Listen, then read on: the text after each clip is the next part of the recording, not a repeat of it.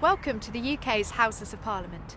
This series of short films will take you through the Palace of Westminster, introducing you to the work the Parliament does, its art and architecture, as well as telling you something of the history of Parliament and how it came to be the sort of institution that it is today. It's thought that the word parliament derives from the old Norman French word parler, meaning to talk or discuss, and that's exactly what happens here.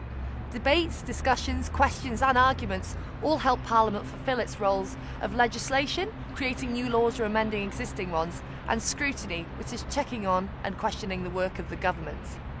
Parliament grew from the King's advisory councils, which he would call together whenever he needed to talk to or consult them. These councils were originally made up of church ministers and wealthy landowning barons. However, they were expanded later to include representatives of local communities, knights from the shires and burgesses from the towns and the cities. From the 14th century, the local representative knights and burgesses started to meet separately from the churchmen and the landowners, thus creating the House of Commons and the House of Lords, which along with the monarch make the Parliament that we have today. By the early 15th century, Parliament would have become a body that we might recognise, where taxes were discussed, grievances addressed and laws agreed. The King's advisory councils and early parliaments met wherever the King happened to be, whether that be Winchester, York, Nottingham or here at the Royal Palace at Westminster.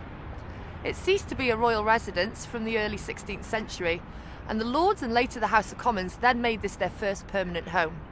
Until, that is, on the 16th of October 1834, when a spectacular fire destroyed most of the original palace. Following this, an architectural competition was held to find a design for the first purpose-built building to house the UK's Parliament, one designed around the way that Parliament worked.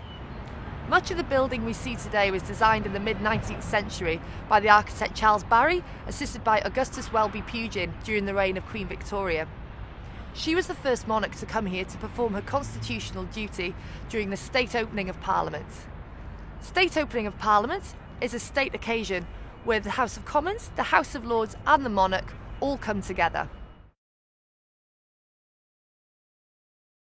The other films in this series will show you the debating chambers used by the Lords and Commons, parts of the old palace, as well as introducing you to the work that Parliament does. We hope you enjoy your tour.